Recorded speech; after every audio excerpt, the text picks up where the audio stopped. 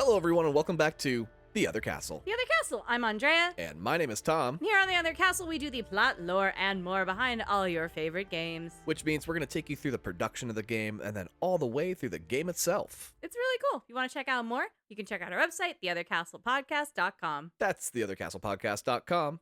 Over there, we have links to our Instagram, our Discord, our item shop, as well as our Patreon. Our Patreon is $2 a month. There's a 7-day free trial. You get early access during the season, and during the off-season, you're still getting monthly episodes. And the off-season starting right at the end of this episode. Oh, you're right. This is the last episode of Season 10. This is the final episode of Season 10. We thank you all so much for going through the last 10 episodes with us. I still love you if you're bouncing around. Yeah.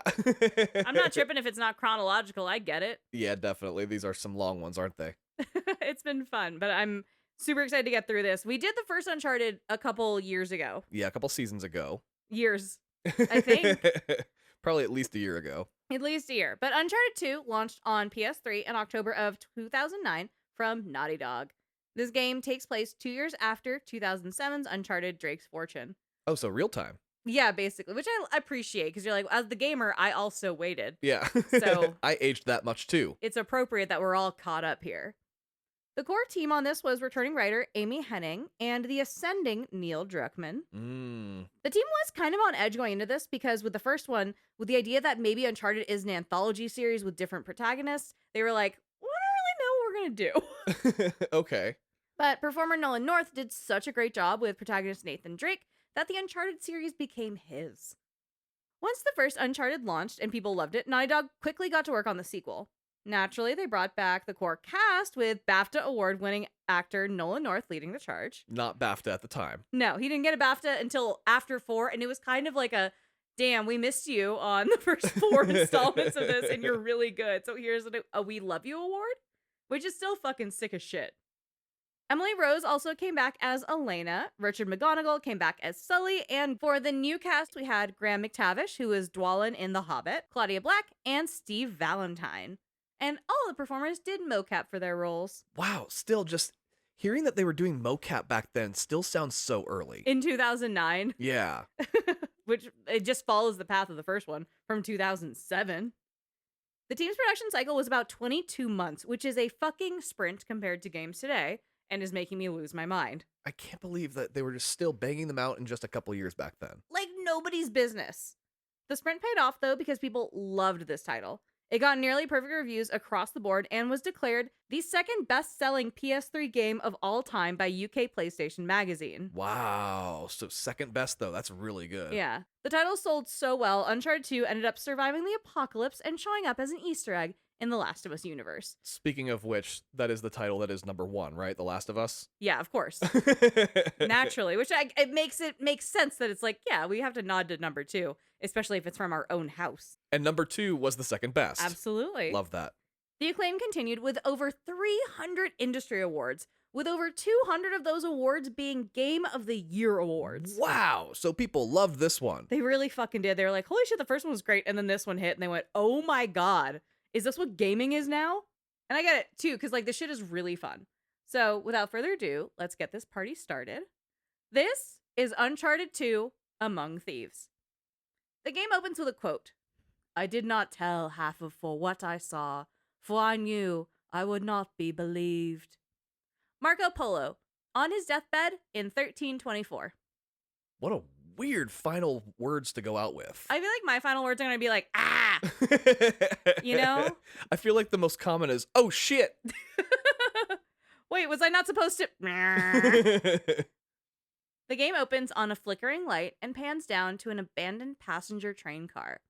The windows are busted open, and the harsh, snowy air from the outside whips around through the space. Nathan Drake groans and touches his forehead, aware he has a massive head injury. He wonders aloud what's going on while he gets his bearings.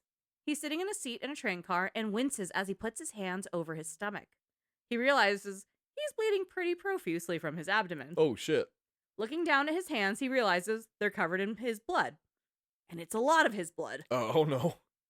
Outside, the snow gently begins to descend into the train car, and a barrel falls through the walkway of the train car. What? The momentum of the head injury bring Nathan Drake to attention as he scrambles and begins to fall through the train car. Fall through it? How? Wait. You're He- in a train. He catches himself on the railing of the car as he tumbles out, narrowly missing falling into the mountains below. He realizes now, in this moment, that the train car is hanging off the edge of a mountainside, about to fall into the snowy depths below. This is the opening? This is like the first minute, Oh, I love how these games open mid-adventure. where they're like, fuck you, catch up. Nathan climbs up the sides of the car, racing up and out of the train as fast as he can. The train begins to plummet below, silently sliding down the mountainside and disappearing into the snowstorm. Oh, that's great. Nate barely makes it onto the mountainside before the train is completely gone. He catches his breath, which is difficult because of the elevation, and we're thrown into a flashback of happier times. Nate is drinking a beer on a tropical beach. He's alone at a bar until a man approaches and says, "Buy me a drink, sailor." This is Harry Flynn, and Nate is very excited to see him. Harry Flynn looks a bit like Nate, but bigger and douchier. His V-neck shirt is deep, and he has a vaguely English accent, but I can't exactly narrow in where it's from, so I'm going to say, Fuckboy Island. Okay, so he's Nathan Drake at home. He's the import, yeah. They hug it out, and Harry Flynn explains he's looking for Nate for a job. There's a specific item his client is looking for, but Flynn warns Nate that he's not going to like this job. Flynn slams down a brochure for the Istanbul Palace Museum, which is featuring an exhibit on Marco Polo. Instantly, Nate says no. He says that they know 2 people who were killed trying to lift something out of there, but Flynn tells him, yeah, but we know 1 who got out, which is not helpful. No, it's 2 out of 3 die, so no, this is bad odds. Not good. Flynn says, it's a 2-person job, and Nate corrects him, saying that it's a 3-person job. And Flynn, who just admitted it's only a 2-person job, tells Nate, you're right, and here she comes now. He didn't think about the next part of his plan while lying to Nate about the plan. Yeah, and Nathan's saying that because only 1 out of the 3 are going to actually survive. He's playing the odds here. A dark-haired tan woman with a red shirt and an illegal amount of necklaces throws a beer at Flynn and introduces herself to Nate. Illegal amount. It's so How much. many is illegal? A 2009 amount of necklaces. She's like a kid at a rave. She asserts her hand out to shake Nate's. This is Chloe Fraser, and she too has a vaguely English accent, but somehow seems more worldly than Flynn. Like, she's definitely left Fuckboy Island. Chloe Fraser is played by Claudia Black, and this is her first game experience doing mocap, which is really cool. So all the women in his life are their first time in a mocap. Yeah. Nate sloppily introduces himself while Flynn explains that Chloe is one of the best in the business and that she'll take care of them. Nate looks at her and says, yeah, I'll bet.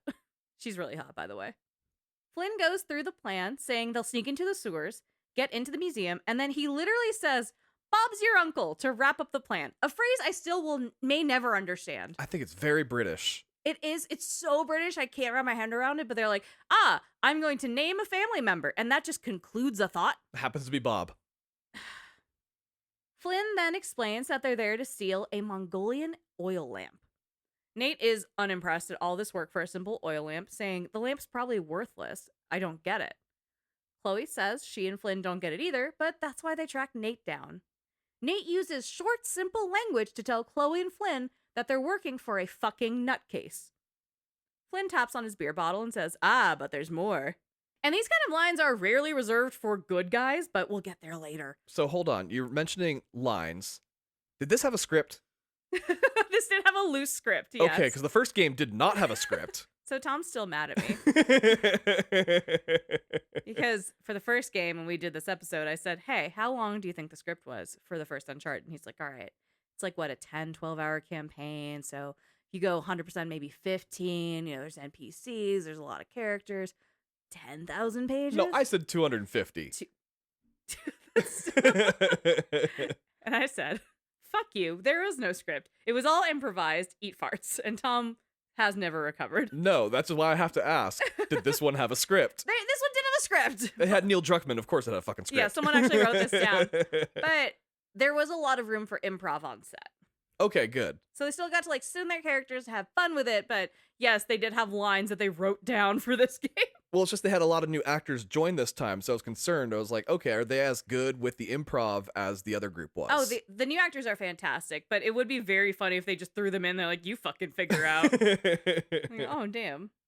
So Flynn asks how Nate's 13th century Latin is and hands him a curious document. Nate glimpses at it and wordly asks, where did you get this? And Flynn tells him that they borrowed it from the nutcase that hired them. Nate translates the 13th century Latin out loud, reading, In Trebizond, we were set upon by thieves. Father, Maffeo and I were robbed of our greatest treasures. So that it should not fall into the wrong hands, I concealed my great sorrow in the unlikeliest place. The light of the great Khan shelters the fate of the 13. Okay, but here's the thing: is most people's like great treasures is just something really personal. Fair. Nate excitedly says, this was written by Marco Polo. Obviously. Obviously. Flynn says, it's kind of just gibberish. I don't know what this means. And Chloe leans in and says, he's talking about the lost fleet. We know. Nate agrees, and Flynn is as confused as he is ambiguously evil. Nate leans in to explain that Marco Polo left China with 600 passengers and 14 ships, loaded down with treasure from Kublai Khan. A year and a half later, he lands in Persia with only 1 ship and 18 passengers. Wait, really? Is Yeah. this true? That's fucked up.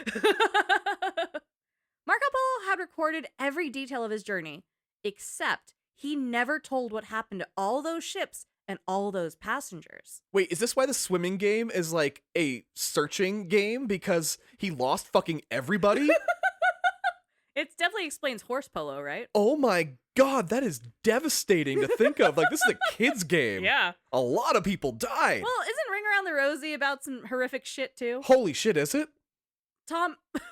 I don't know. Oh, he's been off Reddit for a couple weeks, guys. We need to break his brain open with some fucked up shit again. Chloe breaks this down for Flynn, saying that somewhere out there are 13 ships loaded with the Emperor's treasure just waiting to be found. Nate solves the puzzle, saying that's what the nutcase is after. The oil lamp is covered in old Mongolian markings. Marco Polo must have hidden something in that lamp that pinpoints the location of the lost fleet. Obviously. Chloe looks at the boys and says, so we're dicking this guy over, right? In unison, Flynn and Nate agree. We're absolutely dicking this guy over. They stand and all three toast to the mission. And Nate says, what could possibly go wrong? Oh, no. Which we were talking about this earlier. Famous last words. Yep. The game cuts back to Nathan Drake, passed out on the edge of a mountain, barely escaping a falling train car to his death. Yeah, right? He trudges up to the mountain to more of a train wreckage area, where more train cars are actively on fire in the middle of this snowy mountainscape. The music is heavy on tense string instruments as Nate limps through the snow in only jeans and a Henley shirt to protect him from the elements. He's actively bleeding. He's concussed. He's miserable. And now, he's being shot at. Of course he is. He's clearly not the only one who survived this massive train wreck. When he shoots his first baddie, he drops his first hero line, punctuating the kill with the infamous words of the inventor of gay pop herself, Karma's a bitch. Oh, no. Please don't quote JoJo Siwa on our show. Are you saying I should have known better? Tom's really mad at me. We're going to keep going. Nate begins to navigate through the destroyed train cars to find shelter or a sweater or something, but an explosion knocks him back and causes a car to tumble, knocking him out again. Nathan Drake is passed out in yet another train car, which is too many times for one day. The concussion lands him back later the day he confirms the plan with Flynn and Chloe. I love that all these flashbacks are just like fever dreams while he's having like concussion nightmares. It's fully just, this is not a flashback, this is a flash warning. Oh. He's in his hotel room, warm and cozy, when he gets a knock at the door. It's Chloe, who says hello. Nate, without saying a word, wraps his arm around her and pulls her into his room. Oh. She says, oh, well, so much for foreplay. Nate turns to her and asks, do you mind telling me what the hell is going on? She clarifies, you mean with Flynn? And he says, yeah, you might have warned me. And she says, oh, and I would have missed the look on your face? They clearly have a history, but she insisted on them pretending to be strangers in front of Flynn. Oh, okay. She asks if he's jealous and says, "Oh, let's not forget who walked out on whom after all," which is a great use of whom. She corners him by the bed, pushes him down, and says, "You don't get to be jealous." Nathan lands on the bed, sitting up at the edge of it with a dense thump. He tells her, "Okay, wait a minute, Chloe," but it's too late. She's got him. Chloe begins to shift, and she puts her weight and her legs around him on the bed and tells him, "If it makes you feel any better, my relationship with Flynn is strictly professional." She's fully sitting on him. They're facing each other, and her hands are up around his shoulders. Oh my god, this is just Uncharted, guys. Nate doesn't know what to do with his hands, and he holds them up awkwardly. He asks if she and Flynn are actually strictly professional, and she says, "We're mostly professional." Oh god, she doesn't seem professional about anything. You're like, HR would hate this girl. Yeah. What do you mean? Nate sighs and lays down fully on the bed, just defeated. With Nate laying down, Chloe begins to climb over him, ass up in the air, hands finding their way across his chest. She explains, "When I figured out Flynn was actually onto something, I thought you'd want to be in on the action." She picks up each of Nate's hands and places them on her hips. Nate lays defenseless under her and submits, asking, "All right, what's the plan?" Oh yeah, he's so defenseless. She tells him, "Just like we said, we pull the heist, we find the ships, and we make off with the treasure. And then we split the take 3 ways, and you and I disappear. Together this time. Until then, he can't know about us." Chloe leans in and brings her lips to Nate, but he moves back, saying, "Oh, he's going to be pissed." Chloe assures him, "He's going to be fine. Trust me." Chloe brings her full body weight down across Nate, and then they begin wet mouth kissing. Oh my god. The camera moves to the shitty art in the hotel room, which is nice because it spares us from seeing Nathan Drake horny. Yeah, but that is so like soap opera when they like just cut to like the curtains wafting in the wind. Just maybe a wet sound off camera, and you're like, "Oh, I don't want to imagine where that's coming from." But it's kind of funny because Nolan North's first big acting gig was being on a soap opera. So, Oh my god, that's right. yeah, he met his wife there. Like, they're still together. But yeah, this was so much hornier than the first one, and we're honestly in the first hour. Yeah, seriously. With a different girl. With a different girl. And I love Chloe. I think she's mean and cool. I like brunettes more. There you go. Nate's wet concussion dream is cut short by the harsh reality that he's actively bleeding out on a mountaintop. He wakes up and begins parkouring through more of the train crash wreckage. As he does. He trudges through the snow and finds an intricate dagger in the snow and grabs it. Like this is exactly what he's been looking for. Wasn't he basically holding in his guts a minute ago? Yeah. But he's not anymore? I think the cold soldered it. Oh, okay. It's sealed up with the, With the ice. cold? Yeah, okay. Yeah. His blood froze over so he's not bleeding out. Okay. He used a med pack. Yeah. God damn it. We're interrupted with another flashback to the night of the heist. Chloe, Flynn, and Nate are on a small emergency dinghy in the ocean, heading toward the museum. Flynn is complaining that he wasn't allowed to bring a gun, and he wants a gun. He'll feel safer with it. But Nate explains that they're stealing a fucking lamp, so shut the fuck up. It doesn't need to be a bloodbath. Which is, I feel like that's growth for Nathan Drake. It's Nathan Drake. There's gonna be a bloodbath. Yeah, but we can actively say, like, hey, man. He's hoping there won't be one. And besides, all they have to worry about is museum guards, and they have their patrols mapped out. All they have to do is avoid the men. That's fine. Flynn reiterates that he just doesn't want to end up in a Turkish prison, and he can't afford any mistakes. Chloe breaks up the pissing contest and tells them that they've arrived. The three begin by breaking into a tunnel under the museum. Deep in the tunnels, Chloe breaks off to cut the power, and Flynn and Nate head deeper into the paths under the museum. They eventually come up on a manhole cover that leads them from the tunnels into the courtyard of the museum. Flynn takes the lead and parkours his way through the depths while Nathan quips closely behind him. They talk a bit about the good old days, of which Nate remembers none of them that were actually all that good. But again, lots of head trauma on this man. The mediocre old days. Speaking of good times, Nate finally gets to see some action. And not the kind he had with Chloe earlier. Some unsuspecting museum guards cross their path, so Nate and Flynn begin quietly knocking them unconscious with stealth takedowns. Nate is careful to gently lower the unconscious bodies onto the floor so they don't get hurt or make a thud noise. And to be real, Flynn is largely useless in this section. He barely takes anyone out and mostly complains to Nate telling him to hurry up, which is so condescending. They get to a particularly crowded courtyard, and Nate looks at the men guarding the building and just says, "Ah, crap." Flynn picks now to reveal he brought 2 handguns with him. Nate is immediately annoyed, but Flynn tells him to relax. They're tranquilizer guns. Ah, so they're quiet. Yeah, with unlimited ammo. He guarantees that Nate's conscience will remain unscathed.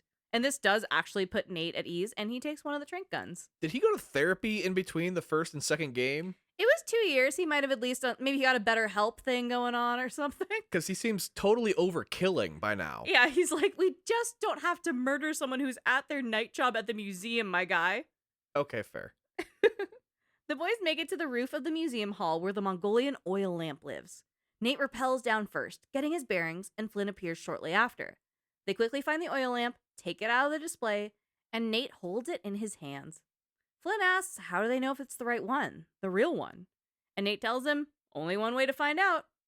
Nate kneels down and apologizes to Marco Polo before smashing the oil lamp on the ground. Oh, shit. From the shards, Nate pulls out a small slip of paper and he says, ah, crap.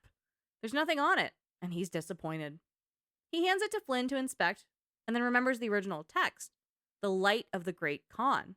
Oh, you have to let it on fire. Nate begins to gather the smashed parts of the lamp. Flynn asks what's happening, and Nate says the shards are resin. It'll burn.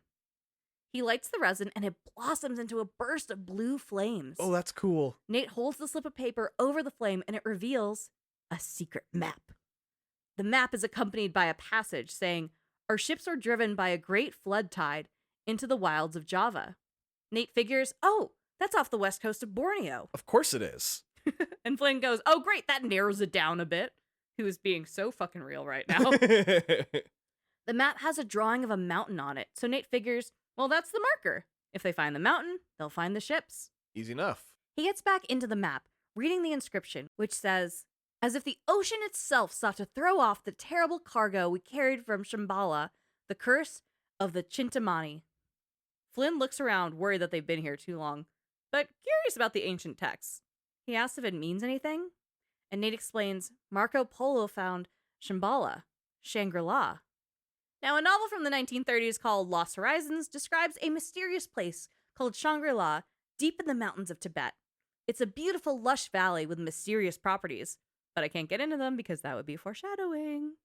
Honestly, I'm like kind of happy that I get these little history lessons. I didn't know shit about Marco Polo. Well, grain of salt. I don't know if that's real or not. Oh, okay. Because, I mean, I've heard of Shangri-La before, but I didn't know Yeah. necessarily what it was. It's from a book. Yeah, this is kind of cool. Okay. Upon hearing Shangri-La, Flynn is blown away because he knows about it. Nate talks to himself out loud about the Chintamani stone still being there, and Flynn cuts him short, saying, okay, we have to go. Nate may have forgotten that they're in the middle of a heist, but Flynn never did. Nate turns to join Flynn to see Flynn has scaled the wall back up the ceiling and pulled up the rope behind him. Bastard man. Nate asks what he's doing, and Flynn says, this is where they part ways, mate. Nate tells him, we had a plan, and Flynn explains, no, you had a plan. Turns out, I've got one on my own. Nate tries one more time, telling Flynn to throw him the rope. Don't be stupid. And Flynn mocks him, saying, oh yeah, right, you're the mastermind. Only you overlooked one detail, didn't you, partner? Flynn whips out his gun, his tranquilizer gun, and aims it at Nate. Nate puts his hands up and asks, oh, are you going to shoot me? And Flynn says, I'm not going to shoot you. I just need you out of the way for a little while. Flynn moves his gun and shoots one of the displays, setting off the alarm, alerting everyone in the museum to a perfectly trapped Nathan Drake. That son of a bitch. I don't like this guy, but also, you know, it's that whole there's no honor among thieves shit. That's the subtitle of the I game. know. Flynn concludes his supervillain speech saying he knew about the ships from the beginning and Nate got himself played. Once the guards begin to close in on the room Nate's in, Flynn salutes Nate with his gun, says, no hard feelings, and heads out into the night. You can't have the Nathan Drake clone working with Nathan Drake in the end. One will go bad. Yeah. Nate is disappointed with his evening, to say the least. Snipers with laser aim start to descend, and Nate has to avoid lasers as he sprints through the museum. The museum has snipers? That's how they do in Istanbul. God damn. They have lamps to protect, Tom. It's already broken. He makes it back to the manhole cover where they enter the museum. Quickly, he descends back into the tunnels, sprinting through to find an escape. There's a fleet of guards hot on his tail as he runs. He knows he can't take the same route he and Flynn took earlier. That'll probably be guarded or Flynn will be ready to, trank him or something. So he runs until he finds a different manhole cover. Nate rushes up the ladder and shoves the manhole cover away to climb up to the surface, only to be met with 4 rifle-wielding guards. Sons of bitches. Nathan Drake is fucked. 3 months pass, What? and Nate is in a jail cell in Turkey. Holy shit, really? The very thing Flynn was terrified of. He really was fucked. He uses his hands to make shadow puppets, recounting his last encounter with Flynn. Seriously? His left hand uses a trashy British accent and says, "You overlooked one little detail, didn't you, partner?" Oh my god, how does he have his spirits up after being in jail for at least 3 months? Well, you know. His right hand feigns surprise, fully knowing how this story ends. Nathan Drake has lost his fucking mind. Clearly. A man steps into the light, and without turning around, Nate yells back, "Hey, jackass, you're ruining the show here." The jackass in his light answers back, "Oh, what a shame." Nate recognizes his voice, and perhaps the scent of cigars, and turns to see his mentor, his bestie, his player too, Mr. Sully. It's Sully! Hell yeah! Sully looks at the decrepit, insane Nathan Drake and simply says, "I really can't leave you alone for 1 minute." Of course, if anybody can get him out of Istanbul prison, it's fucking Sully. Of course it's Sully. Nate jumps at attention, so excited to see Sully, who asks how he's doing. Nate says, "Yeah, I'm doing great." A guard meets them and unlocks Nate's cell. Sully explains he greased a few palms and went through all of Nate's money and a good chunk of his own, but he's here. Nate hugs Sully, and Sully immediately says, "Jesus, you stink." Nate looks this man in the eye and says, "Not half as bad as that cigar." Damn, really? The guy just got you out of fucking prison. Take the hit. They're homies. Like, they can give each other shit. And for what it's worth, the actor of Sully, Richard McGonigal, fucking hates cigars. He says they smell bad. Probably gets gifted them all the time because of the character. An unreal amount. I'm sure they just show up at his door every convention. I'm sure he leaves with like a fucking case of tobacco. Oh my god, a humidor full. Fully. During the mocap of this, he actually used a highlighter as a stand-in for the cigar. A highlighter, that's great. He's like, "It's about the same size. It's fine. Let's get this done." Nate asks how Sully found him, and Sully drags his big, stinky cigar and tells Nate that a friend of Nate's asked for some help. That's when Chloe walks in. She leans on the bars of the cell and says, "Hello, Nate." Nate backs up looking at Chloe and demands that Sully kick her out and close the cell door because they're safer in the cell than with her. Sully demands that Nate hear Chloe out, and Chloe says, "Yeah." But Nate calmly tells Sully he's a terrible judge of character, especially when it comes to women. Yeah, he saw boobs and he said, "Oh, I'll listen." And Sully nods because, honestly, valid. Chloe gets used to her surroundings, and then the scent hits her, and she covers her nose and mouth and says, "Dear God." You smell worse than Sam Porter Bridges. Nate sarcastically says, "Oh, no, Chloe, it's not all that bad. Look, I have my own bucket." Oh my god, that's what smells. But he's like, "Chloe, babe, it's not that bad. The last cell I was in, 8 of us had to share." Oh my god. Nate sits on his cot and tells Chloe, "Look, I really appreciate you dropping by, but if you and Flynn hadn't screwed me over, I wouldn't have rotted in this shithole for the last 3 months. So excuse me if I'm not just leaping into your arms." And Chloe interrupts him and says, "I had nothing to do with it." Uh-huh. She turns to Sully and tells him, "I told you he's not going to listen to me." Sully, the voice of reason and the breath of cigars, says, "Screw this. Nate, they found the ships." This gets smelly-ass Nate's attention, and he asks, "Was it in Borneo? Did they find the Chintamani stone?" Chloe asks how he knew about that, and Nate asks her if she really thinks Flynn figured all that out on his own. And she's like, "Okay, damn, fair point, you idiot." But she confirms, no, they haven't found the stone yet. Flynn has been working with a guy named Lazarevich.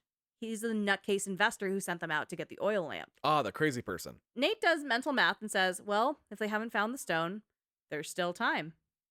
He turns to Chloe and demands, "You're going to get us into that dig site, and we're going to snatch that treasure right out from under them." Hell yeah. Chloe is wet. This turns her on.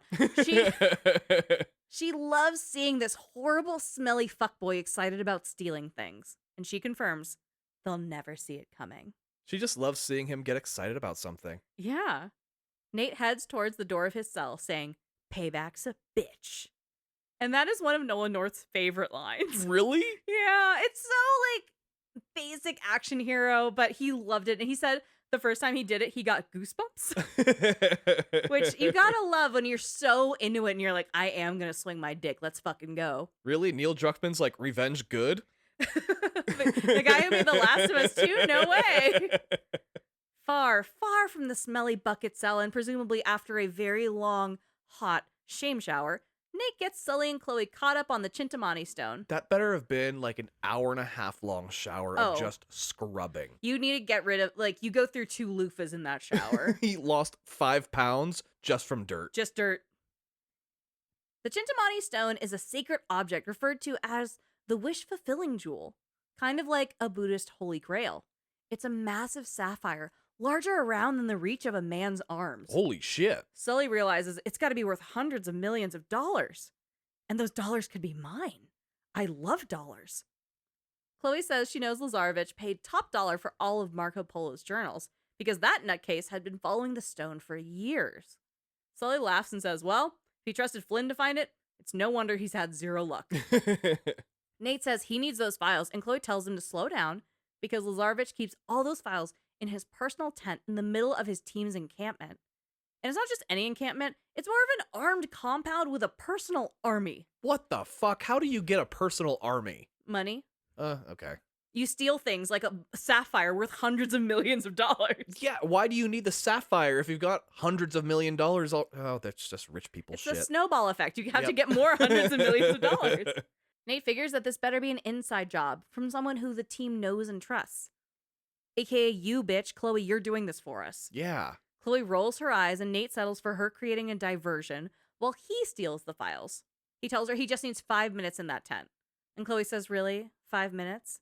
Well, that's great. I won't even have to take my top off. Oh my god, this is not about you, bitch. I love her. You shut the fuck up about my girlfriend, Chloe Fraser. Sully locks in and Nate says, Chloe, I was thinking more like an explosion. Sully looks immediately disappointed at this, and Chloe agrees, saying, oh yeah, I can blow shit up. That's fine. Oh, okay. The 3 drink to the plan, and in a flash, we're in the jungles of Borneo. It's beautiful and lush and humid. Sully complains that he's sweating like a hooker in church. That's such a Sully line. And Nate asks, did you bring a hooker to church? Which Nolan North has said he's pretty sure that line was improvised on both of their ends, because it's also just so perfect for their characters. It totally is. Chloe's off doing Chloe shit, but Nate and Sully are together, navigating their way to the Lazarevich compound. Chloe radios in to say she's planted explosives around the camp, and the boys just need to arm them to get this party started. The patrols start showing up along the perimeter, so Nate and Sully have to be sneaky as they start arming all the bombs.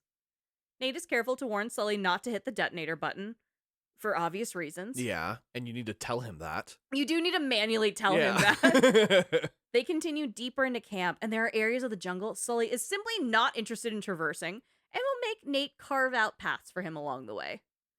They make it into the campgrounds with a massive shootout, and find the last few charges to arm the perimeter for their distraction. With the trap set, they just need to get into position before detonation. Just before they breach the center of camp, Nate and Sully take a minute to scope out the area. They see Chloe looking casual and ready for them to storm in. They also spot Flynn, who is actively being scolded by Lazarevich for making zero progress in the last 3 months. Oh my god, really? Before Flynn can lie his way out of this one, Lazarevich's security detail brings up a soldier, saying the soldier was caught stealing artifacts. Before the man can explain himself, Lazarevich stabs the man in the stomach, twists the knife, and lets the body fall. What the fuck? He's been accused. Doesn't mean he did it. Lazarevich takes a breath and screams into the void of the jungle, I am surrounded by traitors and fools. Let's hope so. And the last bit was clearly directed at Flynn, who looks embarrassed as all hell. Sully asks, hey, Nate, what do you say we really ruin this guy's day? Nate nods and Sully hits the detonator. Yes. The camp descends immediately into chaos, and the soldiers rush to the perimeter and away from the center, away from Lazarevich's stash of journals. Sully turns to Nate and says, it's all you, kid. I'll cover you from here. Thanks, Sully. All he's done is complain and hit a button, but he is truly an absolute gem, and I love him so much. He's better on the back line anyway. He's a guy in the chair. He smells so bad that they will know he's coming from a mile away. It reeks of tobacco. That old man is here again. With the remaining soldiers on high alert, Nate heads in to clear the way to get those journals. Nate methodically takes out the soldiers and makes it to Lazarevich's tent, and he's amazed by all the research he finds. All these files documenting every expedition to Shambhala all the way back to the 1600s. Nate tells Sully about it over their comms. He finds one page of Marco Polo's journal and reads it out loud, saying, "The worthy pilgrim is granted a golden passport to conquer obstacles on his way to Shambhala." It's probably important. Another one says, "It was with great sorrow that I left my fellow travelers to their fate, a fate decreed by the dreadful cargo we bore from Shambhala." Sully figures that's about the crazy tsunami that moved all the ships out this way, and that they figured the tsunami was divine retribution. Nah, it was just a tsunami. It's just weather, dude. That shit just happens all the time. Yeah. Nate finds one more page that reads, "I would have sooner endured the wrath of Kublai Khan himself than remove the Chintamani stone from that sacred shrine." I'm sorry, that's really well written. Bars. Oh, damn, that is scary shit to say. But, like, also, I keep forgetting, sailors are the most superstitious people alive. Oh, absolutely. Nate's head spins with conspiracy, and he tells Sully that Marco Polo never had the stone. Sully asks what about that dreadful cargo the notes were talking about. Nate doesn't know, but that's fine. No explanation, but he definitely didn't have the stone. Sully asks, well, if the stone isn't here, what is that nutcase looking for? Nate shuffles through the papers, then looks up to see the answer. He tells Sully that Lazarevich is looking for Shambhala. Lazarevich is picking up Marco Polo's trail here in Borneo, looking for the path to Shambhala. Sully asks, why? Sully, what do you mean? Yeah. Nate tells him, it's because the stone is still there. It's still in Shambhala. It never left. Oh, okay, so he didn't have it yet. He was going after it. Yeah, and then he was like, oh, fuck this. Yeah, it was just too hard. All my shit got rocked. Nate gets Chloe on their radio wave and asks if the camp has found any bodies or remains. And she says no, and Nate puts it together. The ships had 600 passengers who were shipwrecked here, but there's no bodies?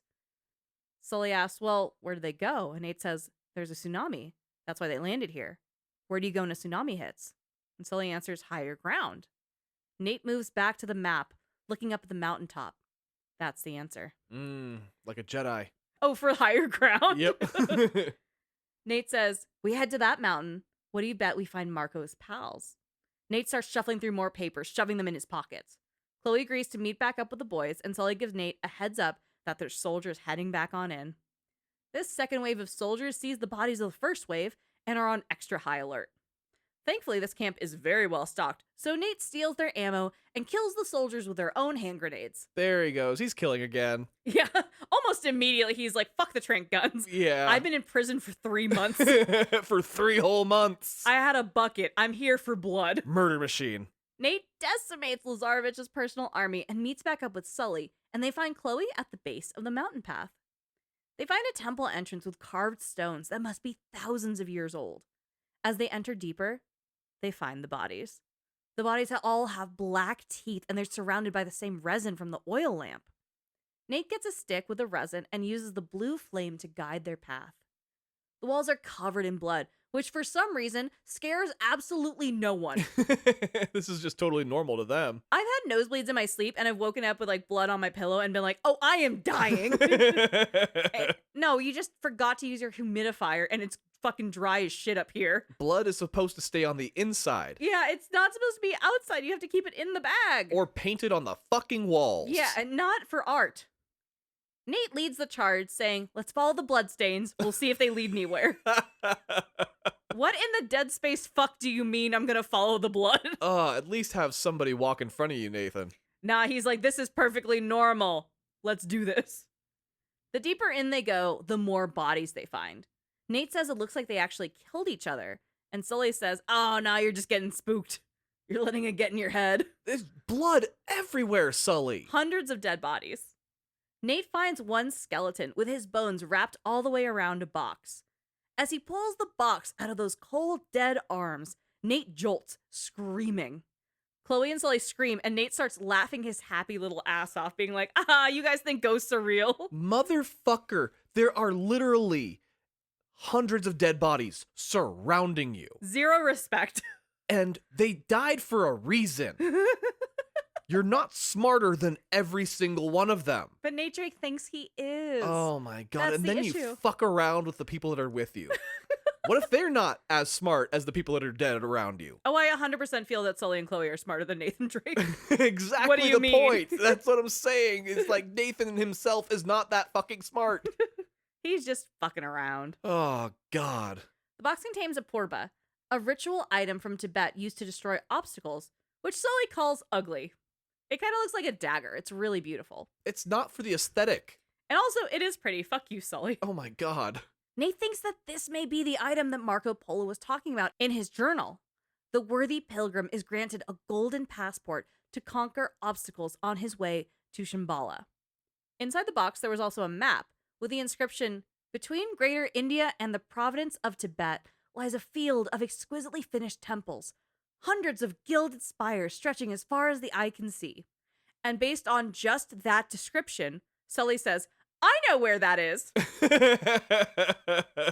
It's in Nepal." Honestly, the best thing for these people to study is fucking poetry, because all these things that are written out are like clues that are just like symbols and symbolic and shit. Just be direct. Say, use the knife to find the shit.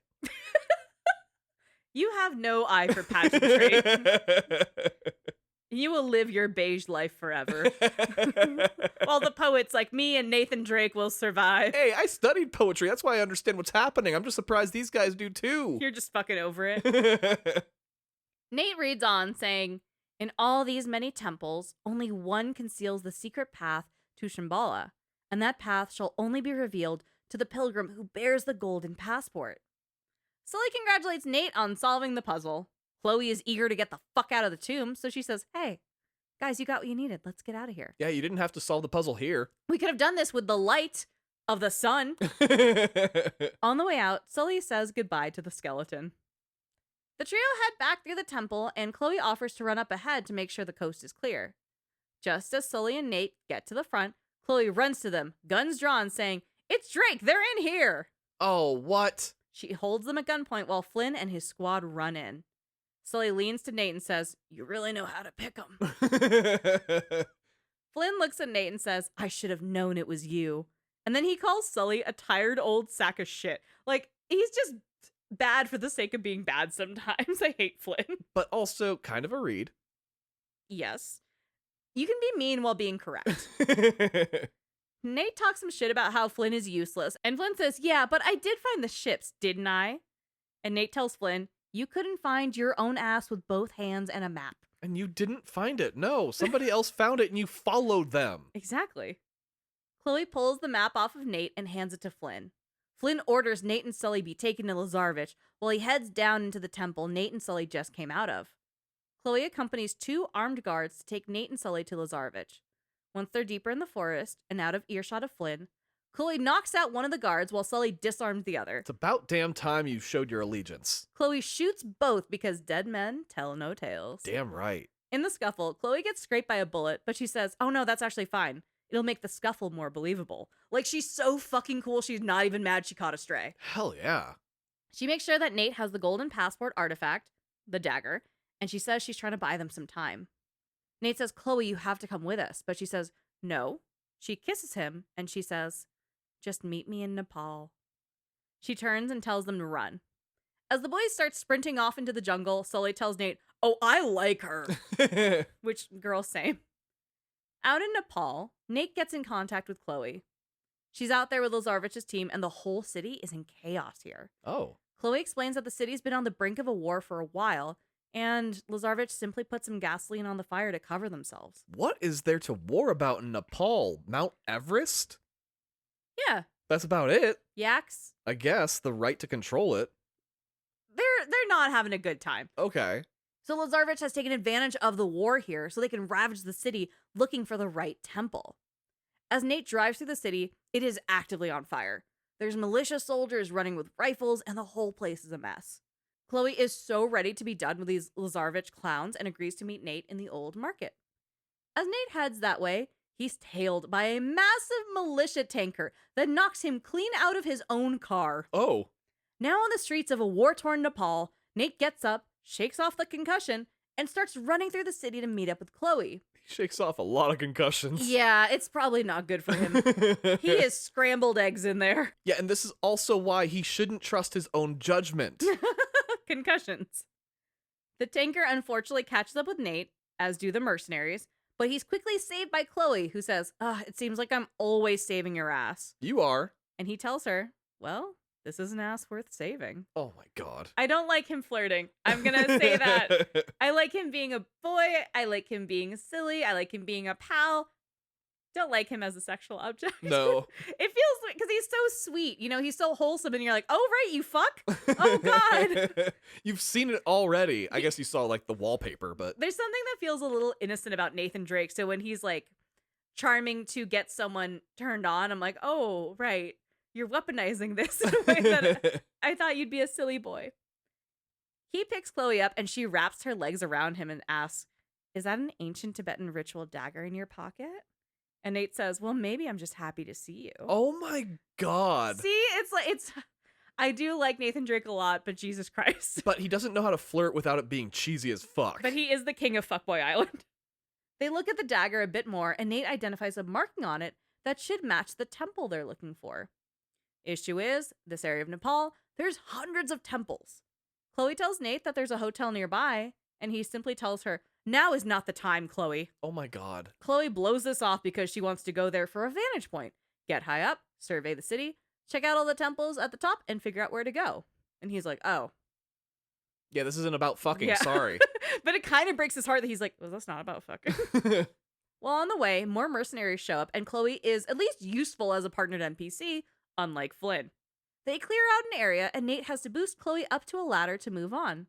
As he throws her body up to catch a ladder, he stares at her butt and says, boy, it's a shame you have to sit on something so pretty. Oh my god. He's just so hetero sometimes, too, you know? You have to sit on something so pretty is such a ridiculous way to flirt. I don't think she even says anything. I think she's just like, I have to be up here now. Shut the fuck up. Yeah, she's like, I don't know how to respond, so I'm just not going to. They make it to the hotel, which has been recently under attack, and they ascend to the top. Naturally, there's mercenaries throughout the hotel, but Nate came strapped. They make it to the rooftop of the hotel, the highest point in the city, and look out. Nate finds the temple weirdly fast, and Chloe's annoyed because the temple is in the middle of all the gunfire and almost exactly where Lazarevich is camped out. They have to leave the hotel quickly, though, because Chloe's radio goes off, and she hears that Lazarevich's men have spotted Nate in the city. So they're like, cool. We were real subtle with blowing up everything and fighting everyone. They've noticed us. No way. They hop across rooftops as Lazarevich's men hone in on Nate, sending waves of soldiers and an air force via a helicopter after him. This private army is very well funded, even for being well funded. Oh, unreal. Chloe tries to keep a low profile as she's actively double-crossing Lazarevich. They get separated when Nate falls about 4 stories down between moving through buildings onto a stone street. And survives this. He's totally fine. Chloe yells that she'll find another way down, and Nate shakes off what is several broken bones, I'd assume. Because she wouldn't survive this. Yeah, she's like, yeah, I'm gonna go see if there's like a fire escape. Goodbye. Don't know how you're still alive, but I'll meet you down there. While on the streets, Nate navigates cautiously, gun in hand. He turns a corner, and an American guy immediately yells, don't shoot. The man's holding a camera and is very scared. A voice behind him says, hey, and Nate turns, gun drawn, to see Elena point, Oh. and she's pointing a gun at him. I was wondering. Oh, and he taught her how to use a gun. Yeah, you just point and shoot, right? Yeah, it's like a point camera? and click, yeah. She recognizes Nate, and she's like, what the hell are you doing here? You shouldn't question all the violence and then the fact that you saw Nathan Drake immediately afterwards. And you're like, these things actually do go together. You're right, you're right. The camera guy tackles Nate to the ground, and Elena tells the guy to stop. The camera guy is like, do you know this man? And instead of explaining that she and Nate went through a whole fucking adventure and she fell for this fuckboy behavior before in a different world, she's like, yeah, we've met. Don't want to go into it. Pessimistically, Elena asks what Nate is doing here. Are you here to plunder the temples and loot the museum? And he says, yeah, it's nice to see you too, Elena. She explains that they've been on the trail of a war criminal, Lazarevich. She's been doing an expose on him. And she explains that NATO reported that he died in a bombing raid, and she's here to report otherwise because she thinks he's alive. So far, she's found Lazarevich guilty of murder, mutilation, and other really horrific shit. But she's onto something new. He's up to some serious shit, but she can't figure out why here. Why in Nepal? Nate shrugs at this, and immediately Elena is disappointed and asks if Nate had anything to do with all of this. Just gesturing vaguely at the world falling apart. Literally everything to do with all of this. Nate says, "That's ridiculous." Liar. And that's when Chloe catches up to Nate, saying, "I think I lost them. We have to keep moving if we want to stay one step ahead of Lazarevich." Yep. Chloe looks at the camera guy, and Elena pulls her gun. But Nate puts her at ease, saying, hey, they're just journalists. Also, you fully just outed me, so fuck you. Elena rolls her eyes upon hearing confirmation that her ex is indeed behind all this bullshit with a warlord, and she groans. Nate tells Elena not to jump to conclusions. And while this is happening, Chloe isn't stupid. She immediately calls Nate the fuck out and says she senses a history between Nate and this mysterious blonde journalist. Yeah, a little bit.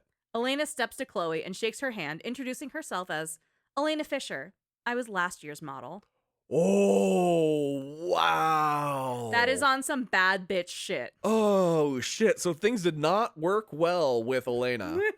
Or at all. Oh, my God. I'd argue they're not going well with Chloe right now either. And, like, it's great because, like, you can tell that the Uncharted series is a little bit modeled after, like, James Bond a little bit. Yeah, and Indiana Jones In and stuff Indiana like that. Jones, there's always a different woman in each of those movies, and you're not really supposed to question it, but also they never make them confront each other. No. This is amazing, making the two women meet. And Nate's in the middle going, God damn it. I need to date quieter women. Yeah. I need to find a bitch who won't jump on a plane to Nepal. Yeah. Maybe someone without a passport. Maybe that's a good avenue for me. Damn, that's fucked up. Chloe fully just starts laughing.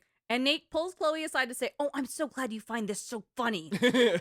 Chloe just fully reads him, saying, it's just I never figured you for the white bread picket fence type. Yeah, kind of. I feel the same way. Nate defends Elena, saying, okay, she's tougher than she looks.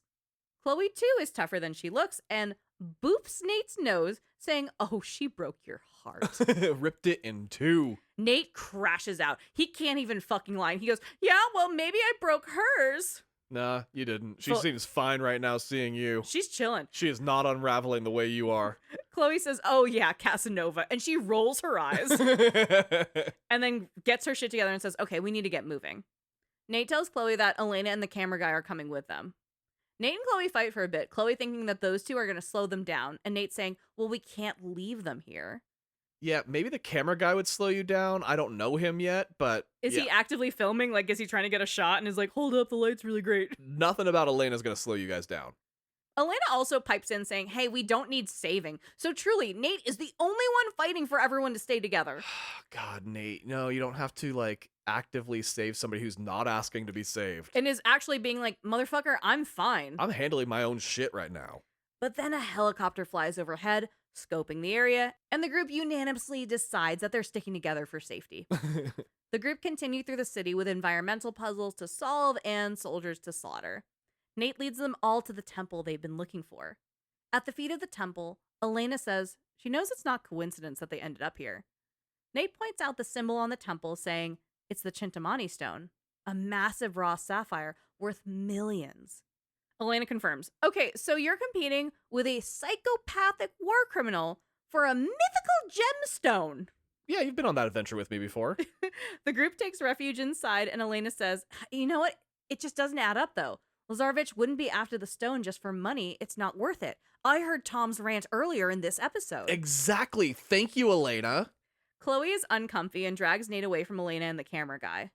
Once they're alone, Nate asks Chloe if she thinks Elena and the camera guy are a couple. Oh my God, stop thinking about it. That's not your business. It's not fully. And Chloe doesn't answer as she just gets excited about the actual interior of the temple. She's like, shut the fuck up. This is beautiful. Also, don't pull aside your new girl to ask about your old girl. That's so tacky. It's so bad, and it shows the insecurity fully on display for everyone to see. It's not a good look, my guy. Especially the girl you're trying to woo right now. Also, Chloe's so hot. Oh my God. Elena, cute. You know, I get it. She's a sweet little blonde. She's excited about stuff. She's very like Sarah in Days Gone. Like she can shoot a gun, but she's At her heart, she probably likes flowers and shit. Chloe loves blood. Chloe is mean. Chloe has dark hair. She's got an accent. She's a little racially ambiguous. She's fucking cool as shit. I love her. Is Chloe the girl we get in the movie? Yes, Chloe Fraser is in the Uncharted movie. She's played by Sophia Ali. Also very beautiful. Fucking rad. I was going to say, I remember a racially ambiguous brunette in the movie. Who is kind of flirting with Nate, but also doesn't really give a shit about him. Totally. I love her. So in this temple, it is gorgeous and it's deeply decorated. There are a couple environmental puzzles to solve, and it unlocks a massive monument. In the center of the monument is a hole that would exactly fit the dagger that Nate has been holding on to. Ah, the passport. The one from the skeleton. Nate puts the dagger in the hole, and it opens up a door deep in the temple. Chloe finds the door and starts checking shit out. Nate catches up with Chloe, and they go into the depths of the temple. It's massive, like a never-ending series of tunnels and paths. Nate says it's kind of romantic, and it's fucking not. At all. So Chloe asks where her chocolates and flowers are. Nate tells her, well, she's never been a chocolates and flowers type of girl. Which, fuck you. That sounds awesome for anyone. Yeah, that's just because you never fucking got it for her. Just because she hasn't asked doesn't mean she wouldn't want, you butthole. Also, you just asked about, like, your ex and if she's dating her coworker. Like, you look insane right now. They come to a massive area with a light puzzle, the kind where you get sunlight and you have to match it off of the mirrors and the reflective surfaces. I love that, like in The Mummy. Like in The Mummy!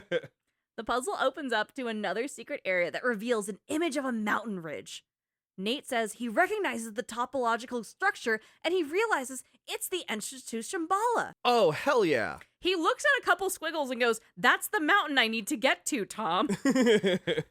Anyway, he solved the puzzle. Nate marks the entrance on a map and he tucks that away. Chloe is relieved, saying, oh my god, we did it. And Nate agrees, and they kiss. Oh my god, he's being so performative now. Then, some sounds from above remind them that this is all happening in war-torn Nepal, and they leave. Right. Mercenaries begin to ascend on them, and Nate and Chloe begin to shoot their way back up to the surface. The Uncharted series loves this, where they can do one run of a map where you unlock puzzles or navigate, and then a second run of that map where it's an all-out brawl. And it's such a clever way of reusing the same map and assets, but not feeling repetitive for the player, which I really enjoy. That is a really cool way of using it twice. At the top of the temple, Elena and the camera guy are nowhere to be found. Chloe is annoyed because she knew this would happen. Nate steps out of the temple to see Elena and the camera guy in a whole-ass shootout with the mercenaries yelling for help. Elena is fucking rad. When Nate catches up with them, he sees the camera guy has caught a stray bullet. Nate tries to pick him up, but the man's heavy. Oh no. Chloe tells Nate to leave him, and Elena reasonably protests. Chloe complains that he's going to get them all killed, but moves forward while Nate props up the wounded man and walks with him. The group dodges bullets and makes their way through the city. They make it to a landing and rest for a moment. Chloe pleads with Nate to leave Elena and the camera guy, and Nate just flat out refuses. Chloe tells him, I was trying to save your skin, you idiot. Flynn and a handful of soldiers roll up on them, and as they do, Chloe turns her gun on Nate. Flynn orders one of his men to take Chloe to the train. Chloe leaves while making big, sad eyes at Nate. Chloe having to like do this whole double cross thing constantly is great. Yeah, where she's like, I found them, guys. Yeah. You fucking moron, you should have ran. Lazarevich himself enters, looks at Nate, and says, so this little man is Drake? He pulls the dagger off of Drake and hands it to one of his goons. Lazarevich walks to the hurt camera guy, slumped over on the ground. He says, did you carry him all the way from the temple? Shame. And he puts a bullet in the hurt man. Oh, fuck. You really did, like, go through a lot to keep that guy alive. That's a fucked line to be like, oh my god, did you carry him all the way here? Pop. Boom. Yeah. Oh, Jesus. Elena screams, but quickly shuts up when she feels the heat from the barrel of the gun that killed her friend pressed up to her temple. Oh my god. With a gun to Elena's head, Lazarevich demands to know what Nate found in the temple. Nate tells them he knows where the stone is, and they won't find it without him. He demands that Elena be let go, and he'll lead the group right up to the stone. Lazarevich gets a good look at Elena and calls her his shadow. That's the reporter who's been biting at his heels. Oh no, he made her. Flynn searches Nate and finds the map with the exact entrance to Shambhala marked. Flynn gives the map to Lazarevich, who tells Nate, well, He has nothing to bargain with anymore. That's very true. Lazarevich leaves and tells Flynn to take care of Nate and Elena. Elena punches the shit out of Flynn and yells at Nate to run. She's fucking great. Yeah. Nate and Elena sprint out into the streets of Nepal, dodging bullets as helicopters, cars, and mercs all shoot at them. They get to a safe point and catch up. Nate says he's going after Chloe, and he's going to go to the rail yard since Flynn said something about a train. Elena is like, hey, we've been through a lot. Do you remember when that bitch pulled a gun on us? And Nate tries to calm her down, being like, the situation's a lot more nuanced than that. Yeah. Elena knows she can't talk him out of shit, so she tells him to get his shit together because they've got a train to catch. Oh, the train. We're going to catch up to where we were. Exactly. They carefully cross the city to the rail yard. Elena is helpful with getting ladders and providing cover, and Nate tells her, hey, you're not bad for last year's model. She immediately calls him out for hanging on to that and being so eager to drop that line. Yeah, you should not have reused her own fucking words on that one. She really heard that and was like, you've been fucking sitting on that. You were Yeah. waiting for an excuse to say that shit to me. And he's like, Chloe's still the last taste in my mouth. Oh, God. He doesn't say that. But that's the context of what's happening here. At the rail yard, they see Chloe being forcibly loaded into a train by Flynn. They also see dozens of armed soldiers who are on high alert. They have to be careful with the plan, so Nate says he'll sneak into the train, get Chloe, and Elena will steal one of those 4x4s and be their getaway driver. Elena heads off, and Nate begins his half of the mission. Nate goes into the train yard, and almost immediately, he fucks up the machinery so bad that a loose train car that's been hanging up falls, rolls around, draws massive attention, and now Nate is immediately being shot out by everyone. Just falls from the sky. He fucks things up immediately so badly. Homie does not understand how stealth works. Nate survives this, shoots down everyone on Lazarevich's firing squad, and holds his own until a second wave of armed guys with miniguns descend on him. Oh my God, and you are just a single person. You're just a dude.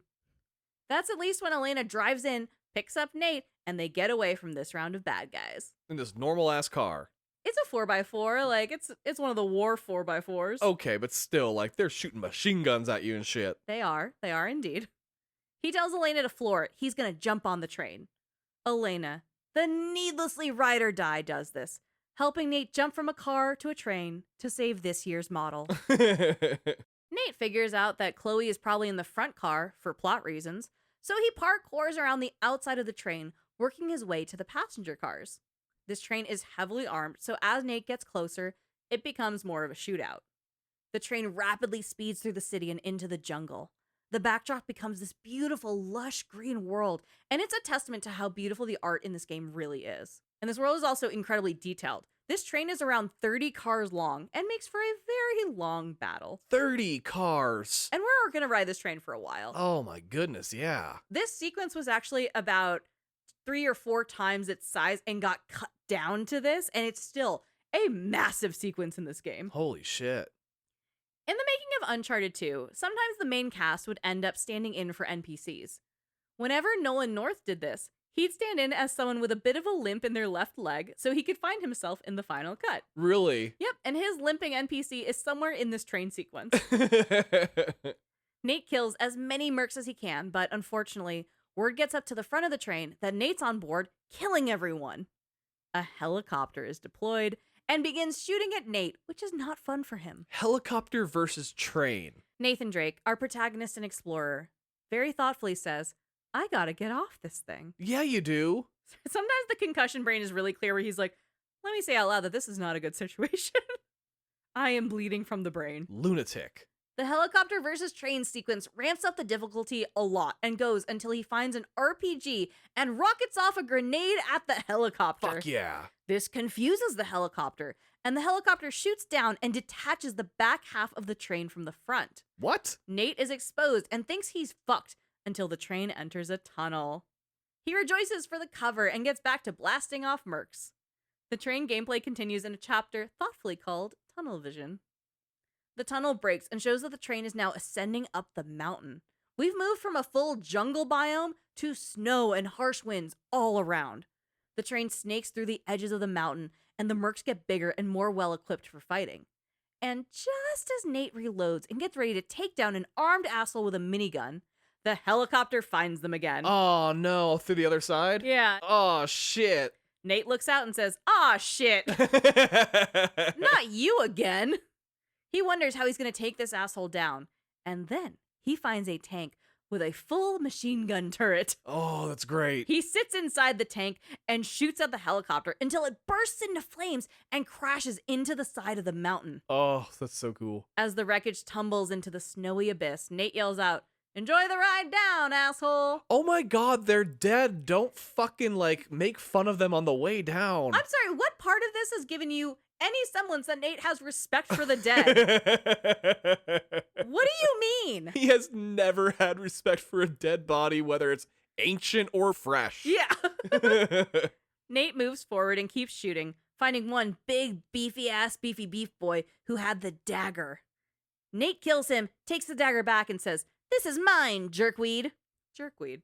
He says jerkweed to a man. Seriously. He turns to leave, thinking he killed the jerkweed, but the jerkweed stands and begins choking the shit out of Nate. This is for calling me jerkweed. Yeah, I'm thinking I was dead. Put one between the temples, babe. Nate struggles to breathe, and then the jerkweed is shot and crumples to the floor. Through the temples. That time he's actually dead, thank you. Nate turns again to see Chloe holding the smoking gun. Oh, Chloe. Okay, good. He laughs and says, "Oh, you saved my ass again." Still holding the gun out, now pointed at Nate, Chloe tells him to get off the train. He protests, saying, "Do you know what I've been through?" And she says, "I never asked for any of your heroics. Get off the train while you can." She's still mad that they were slowed down earlier with Elena and the cameraman, and she's just like, "Come on, dude, listen to me." And he still hasn't learned the rule of don't save somebody who's not asking to be saved. Yeah. She tells him he made his choice. He tells her that she made her choice too, and good luck with Flynn. You two deserve each other. Damn right they do. They don't. Chloe doesn't deserve any of this. She's perfect and deserves the world. Nate turns to leave, and then turns again on another thought, and is immediately shut up when a bullet tears through his stomach. Whoa. Nate grabs at himself, and Flynn enters next to Chloe, Oh, okay. It wasn't Chloe. holding this smoking gun. Ah, Yeah. that dick. Flynn says, "You just don't know when to quit, do you?" Nate backs up and goes to leave, which, where are you walking to? The train is actively moving. Flynn points his gun back at Nate for another shot, and Chloe shoves him, making him miss the shot. She stands between Flynn and Nate, begging Flynn to stop and let Nate go. Flynn shoves Chloe to the ground and orders the mercs to chase after Nate and end him. Nate stumbles back through the train car, bleeding out. He goes to another car, steadies himself against a set of train seats, pulls a gun, and readies himself for the worst. In the corner of the front of this car, there are several propane tanks. Ooh. Nate sees the mercs running for him, and he simply says, "Here goes nothing." As the mercs approach, he shoots the tanks, and they explode massively. The train car breaks off, dislodging from the rest of the train. Several train cars tumble off of the tracks, and he hangs off the side of the mountain, catching up to where the game started. Oh, that's fantastic. He caused the whole fucking thing. He fucked everything up. But he also concussed himself so badly, he gets So temporary amnesia. He just has a bunch of concussion flashbacks. Nate replays the beginning of the game, climbing up the train car before it plummets down into the ravine below. As he gets up, he says, "Oh man, I'm so tired of climbing shit." Which, I think that's the whole thesis of Uncharted. Yeah, I'm like, if you were tired of climbing shit, you shouldn't be in an Uncharted game. Babe, you have a couple more games after this. You better get used to it. You love climbing shit, in fact. Nate gets up to the mountain's edge, trudges his way through the snow, and is reunited with the dagger, the golden passport to conquer obstacles on his way to Shambhala. Ah. Now that we're fully caught up at about the halfway mark, more mercs roll up in the snow to find and kill Nathan Drake. Nate, who again was recently shot and has had several concussions to this point, goes in guns blazing. The battle spans across several overturned train cars and a few waves of armed assholes. Nate gets the upper hand and escapes to find calm in the snowstorm. He says, "Ah, shit, it's cold." The wind is picking up and it's hard for him to see in front of him. Nate makes it as far as he can in the snow until he falls to his knees and begins to crawl. Honestly, cold is some of the worst pain you can feel. His hair and eyebrows are frosted solid and his skin is starting to look blue. Yeah, you're gonna die.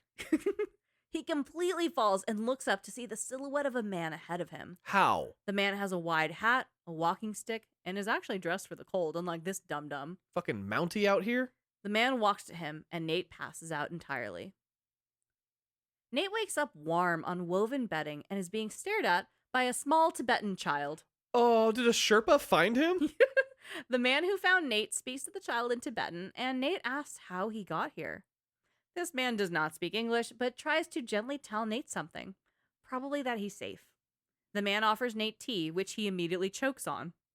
Nate realizes he's at least in good hands, and his gunshot wound is cleaned up, and he's not actively bleeding, so they were very helpful and kind to him. They give him another med pack. The man gives Nate a coat for the cold and brings him out into the village. Nate follows the man, and the village here is beautiful. It's bright and lively and full of chickens and children. It's a lovely, safe community. No one appears to speak English, though. It's kind of impressive Nate can do 13th century Latin, but modern day Tibetan bewilders him. The man brings Nate to a building, and when he enters, he sees Elena speaking Tibetan to a small child. She speaks it. Yeah, at least passing. Nate should be relieved and grateful, but instead says to her, "Just when I thought I had nothing to lose." What the shit? Don't talk to people that you like this. It's a weird thing to say, right?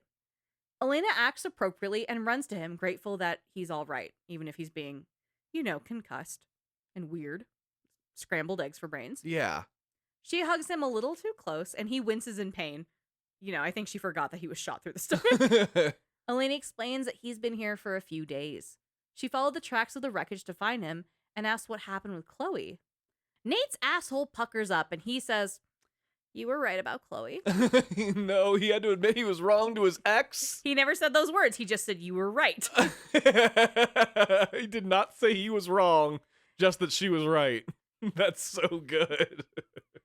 He tells Elena that Chloe knew what she was doing and that Flynn shot him. The Tibetan man interrupts, and Elena confirms something with him and tells Nate that there's someone here who's anxious to meet him. Nate enters a different room, and an older white guy in flowy robes greets Nate. He opens with, so our mysterious guest awakens." Elena introduces Nate to Carl Schaefer. Carl explains that 70 years ago, he came to Tibet, and the village took him in as he was injured. Jesus, how old is this guy? At least 70. Carl was the only survivor of his group. He was hired to lead an expedition to Tibet to find the entrance of Shambhala for the Chintamani stone. Carl then reveals the dagger and asks where he found it. Nate tells him Borneo, and Elena explains to Nate that the dagger is the key to Shambhala. Carl leans in and says, "This is the one object your opponent needs, even if he doesn't know it yet." And Nate says, "Oh, he knows it." Nate thanks them for the help, but explains he's done with all of this. He's fucking over it.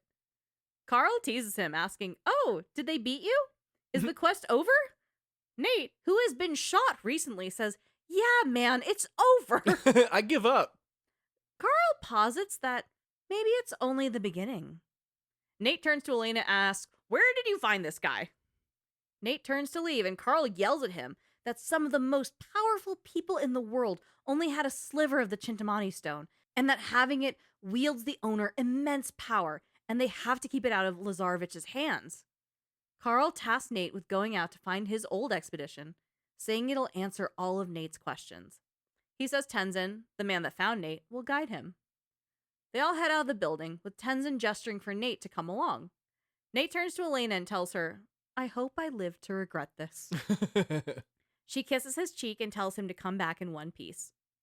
Tenzin leads Nate up the mountain and continues to not speak English, much to Nate's chagrin. They head into a cave in the mountain and follow a white wolf through the caves. Nathan is eager to tell Tenzin that those things bite, but Tenzin is fine and kind of doesn't give a shit. He's like, "You're just yelling at me in English about a dog." Yeah, he's like, this is not scary to me at all. Tenzin actually outpaces Drake bar for bar when it comes to parkour. He jumps extremely high and far. He's strong, he's nimble, he moves effortlessly in ways that suck the air out of Nate's lungs. And yet I can guarantee Nathan Drake is not humbled in the slightest. At times he is. He's like, "Damn, okay." Really? There's one part where Tenzin has to throw a rope up to something, and he's like, "That's really far. You're not gonna." Oh, damn! You made that. You made that in one shot. That was really good. Like, he is a little shocked at some points where he's like, "Fuck me, Tenzin's a boss." I am just so convinced of his superiority complex. Nate spots a pack of wolves, but Tenzin is busy inspecting a frozen body. Nate comes over and looks at the body, saying, "Oh, that guy's been dead for a long time." The body had a note with a drawing of the Chintamani stone on it. This was one of Carl's men. They continue on, and deep in the caves, they find the wolves again. But the wolves are torn apart. Oh, shit. Nate can't make sense of it. He can't even figure out what could have done this. Tenzin is upset, but Nate motions for him to continue and go. The boys get separated by falling ice, and as Nate navigates the area, we get an angle showing just how deep and treacherous the ice caves are. Then, something in the foreground moves, going from watching Nate to hunting him. Oh, no. This jump scare was fucking awesome, and it legit got me, and I went, "Oh, fuck me!" You know, Uncharted is underrated for their horror moments because it's not predominantly a horror series, it's an adventure series. Yeah, fully. But damn, they dropped some really good jump scares in here. I mean, they seem to dabble a little bit in some stealth in this game, too. Yeah. So, like, it's trying to check a few different boxes. But it works every time. Like, and it's only like 1 or 2 jump scares per game. There's really only one in this title entirely, and it fucking works. Oh, it's so good. Nate makes it back to Tenzin, but their reunion is cut short when the thing that was watching them makes its first moves. It's massive. It moves quickly and like a monster. And it's fuzzy with a horned head, kind of like a Yeti.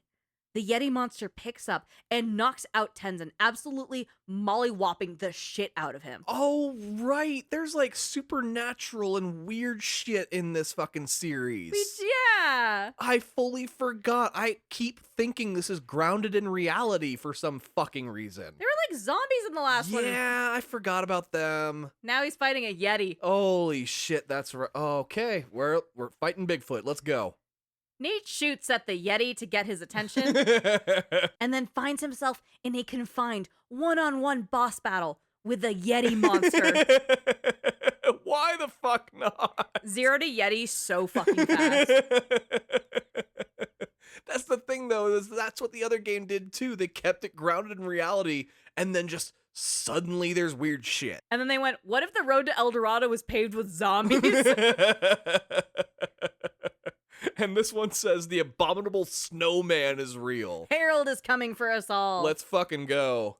Nate unloads every clip he has into the Yeti.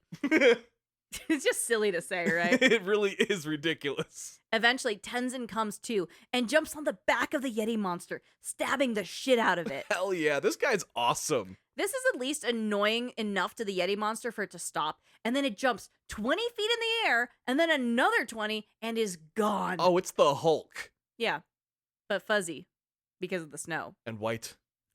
Tenzin and Nate catch their breath, looking around and happy to be alive. Tenzin tells Nate all about this mysterious creature, but unfortunately Nate and us, he only speaks Tibetan. He has the full lore dump. I'd love to imagine, I don't speak Tibetan as well, but I loved it for him to be like, that is the Yeti. It is not a good. Here's how to defeat it. And Nate's like, damn, that's crazy. They go on and they find more and more bodies. They eventually find a set of stairs, which Nate takes as a good sign that they're onto something here. The stairs do indeed lead to a massive temple. He and Tenzin work across the language barrier to solve puzzles to what secrets the temple is hiding. They follow more paths and solve more puzzles until they make it to a closed-off area covered in bodies. This is Carl's group. One man has a small box with a Chintamani stone engraved on it and more of that resin we've been seeing everywhere. It's all in this box, but it's probably not important. Don't worry about it. Yeah, let's just ignore it. Nate looks at the bodies more and realizes all these men were shot. They didn't die because of the elements or because of the Yeti.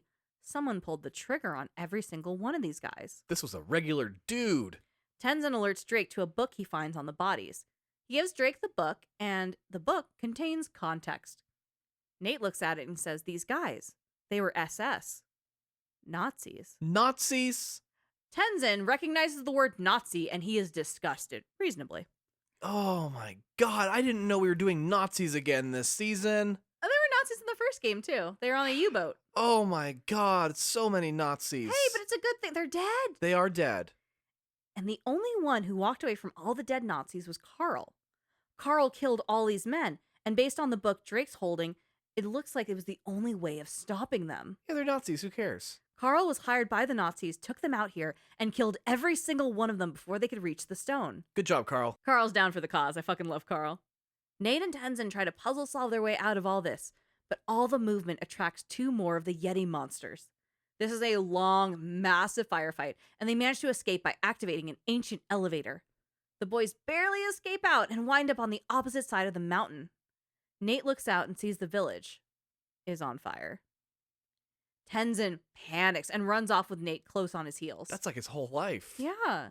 At the perimeter of the village, Elena is taking care of loose children. She tells Nate that Lazarevich found them and attacked. She tells Nate that this is their fault. Nate tells her to just stay here and keep the children safe. Tenzin and Nate run into the village to save who they can and take out the motherfuckers who did this. Yeah. Nate yells at the village, who again, predominantly do not speak English, and order them inside. So all they hear is just some white dude running through, screaming. Babbling at them. He shoots at mercenaries and the village is an absolute disaster. The colors we saw earlier are covered up by soot that's accumulated from the multiple fires. Everything's gone to shit. Tenzin is focused and furious, tagging along closely to Nate on their path of destructing the destructors. They use binoculars to spot Carl holding a young child, protecting her from gunfire. Their view of Carl is obstructed by a tank driving up the side of the mountain, which shouldn't be a surprise. Nate saw that there was a tank on the train, That's we know. true, he did, yeah. But he does say, who brought a tank? And it was like, you sat in the tank. You used the tank to kill the helicopter, my guy. Still wondering who brought it. You know this. The tank actually starts firing specifically at Nate and Tenzin, which sucks, who jump away to safety in the nick of time. Nate and Tenzin push on, pursued by both mercs and a fucking tank. They take care of the tank after Nate finds grenades and a rocket launcher. Nice. You know I love a rocket launcher. Nate and Tenzin get to the front of the village. Lazarevich has taken Carl because Carl has the dagger. Elena shows up, and she and Nate take one of the trucks Lazarevich's men left behind and hightail it after Carl and the dagger. Elena drives while Nate stands on the truck shooting at the mercenaries. Their truck drives off the road and falls down the mountain, but Elena and Nate jumped out and are fine because of the plot. Their plot armor is thick. Girl. They end up at the feet of a monastery, and Nate spots Carl being brought in. He asks Elena if she's ready for this, and they start moving toward the monastery, sneaky and stealthy.